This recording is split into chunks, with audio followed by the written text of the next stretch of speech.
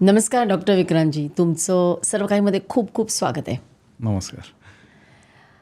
हल्ली असं म्हटलं जातं ना की व्हेजिटेरियन फूड जे आपण बऱ्याचशे भारतीय आपण तोच आहार घेतो, तर त्याच्यामध्ये प्रोटीन डेफिशियन्सी आहे आणि म्हणून साधारण 1 ग्रॅम हे प्रत्येक किलोला 1 ग्रॅम प्रोटीन घ्यावं असं म्हटलं जातं आणि मग हल्ली भरपूर प्रोटीन पावडर सप्लिमेंट्स ह्याचा मारा होतो. तुम्ही त्या विषयातले तज्ज्ञ आहात, सुपर फूड्स आणि फूड्स याच्यामधले, तर तुम्हाला काय वाटतं? मी जेव्हा राष्ट्रीय समुद्र विज्ञान संस्थान गोव्याला ही एक संस्था आहे, म्हणजे भारत सरकारतर्फे समुद्रावर केलं जाणारं संशोधन हे त्या संस्थेमार्फत होतं. मला तिथून PhD करण्याची संधी मिळाली आणि PhD करत असताना समुद्रामध्ये जे शैवाल असतात, ज्याला सीवीड्स म्हणतो आपण, त्या शैवालांपासून बायोडिझेल बनवता येईल का, अच्छा. असा तो माझ्या PhDचा टॉपिक होता. दुर्दैवाने भारतीय समुद्रात मिळणाऱ्या शैवालांपासून आम्हाला तेवढ्या प्रमाणामध्ये बायोडिझेल बनवता आलं नाही की रस्त्यावर कमर्शियली म्हणजे गाड्या चालतील त्या बायोडिझेलनी.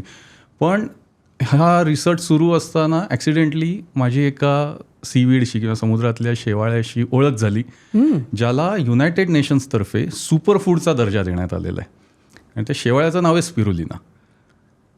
त्या स्पिरुलिनाचं वैशिष्ट्य असं आहे की आपल्याला एका वेळेच्या जेवणातून जेवढं न्यूट्रिशन मिळतं, पोट भरणं आणि पोषण मिळणं या वेगळ्या गोष्टी आहेत.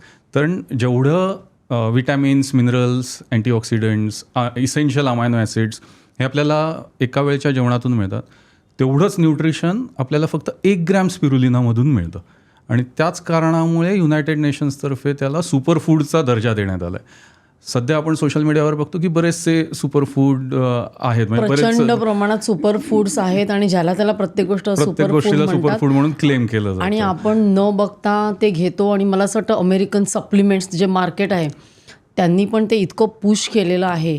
त्यामुळे मला ॲक्च्युली वाटत होतं स्पिरुलिना हे तिकडून आलेलं आहे की काय. मला हे माहीत नव्हतं की ते आपल्या इंडियन ओशनमध्ये मिळतं. राईट. तर स्पिरुलिना हे असं एकमेव सुपर फूड आहे ज्याला युनायटेड नेशन्सतर्फे ऑफिशियली सुपरफूडचा दर्जा देण्यात आला आहे आणि 1974 साली, म्हणजे हे काय गेल्या काळातली गोष्ट नाही, 1974 साली युनायटेड नेशन्सची जी इंटरनॅशनल फूड कॉन्फरन्स झाली होती त्याच्यामध्ये हा मुद्दा आला होता की जगाची वाढती लोकसंख्या या आणि त्या आणि शेतीची जी जमीन कमी होत चालली आहे, तर हे जे व्यस्त गुणोत्तर आहे हे मॅच करण्यासाठी असा कुठला अन्नपदार्थ आपण पुढे आणू शकतो का की जो येणाऱ्या भविष्यामध्ये जगाची भूक भागवेल.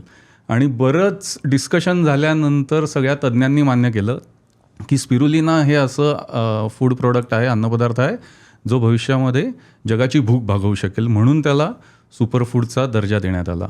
आणि जसं तुम्हाला ते ॲक्सिडेंटल कसं समजलं की तुम्ही काहीतरी वेगळा स्टडी करत होतात ना, मग हे समोर कसं आलं?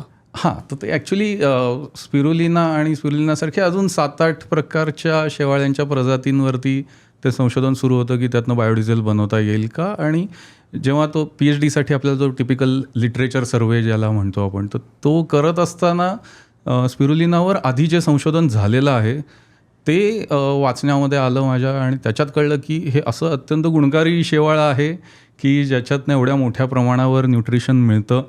म्हणजे जवळपास 60% प्रोटीन आहे त्याच्यामध्ये. 60% म्हणजे कुठल्याही नॉनव्हेजिटेरियन सोर्समध्ये सुद्धा एवढं प्रोटीन मिळणार नाही. तर 60% प्रोटीन, आणि प्रोटीन जे बनलेलं आहे ते बेसिकली इसेन्शियल अमायनो ॲसिड्सनी बनले, ज्याला कम्प्लीट प्रोटीन म्हणतो आपण. म्हणजे 20 अमायनो ॲसिड्स असतात आणि त्यांच्या वेगवेगळ्या कॉम्बिनेशन्सनी वेगवेगळी प्रोटीन्स बनतात आणि त्या 20पैकी 9 अमायनो ॲसिड्स जे आहेत त्याला इसेन्शियल अमायनो ॲसिड म्हणतो आपण, जे आपल्या शरीरासाठी आवश्यक आहेत. आणि स्पिरुलिनाचं जे प्रोटीन आहे ते या 20पैकी 9च्या 9 इसेन्शियल अमायनो ॲसिड्सनी बनलेलं आहे. म्हणजे अंड्याला तो पर्याय होऊ शकतो. एक्झॅक्टली. म्हणजे आपलं जे कन्व्हेन्शनल जेवण आहे आत्तापर्यंत जे आपण अन्न म्हणून खातोय त्याच्यामध्ये इसेन्शियल अमायनो ॲसिड्सनी बनलेलं कम्प्लीट प्रोटीनचा सोर्स हा फक्त अंड आहे. आणि व्हेजिटेरियन जेवणामध्ये असा कुठलाच सोर्स अवेलेबल नाही. तो सोर्स म्हणजे स्पिरुलिना. तर अंड्याला म्हणजे एका अंड्या एवढे इसेन्शियल अमायनो ॲसिड्स आपल्याला 1 ग्रॅम स्पिरुलिनातून मिळतात. 1 ग्रॅम स्पिरुलिनामध्ये तेवढे मिळतात. ही क्लिप शेवटपर्यंत बघितल्याबद्दल खूप खूप धन्यवाद. संपूर्ण एपिसोड बघण्यासाठी खाली दिलेल्या लिंकवर क्लिक करा आणि सर्व काही चॅनलला सबस्क्राईब करायला विसरू नका.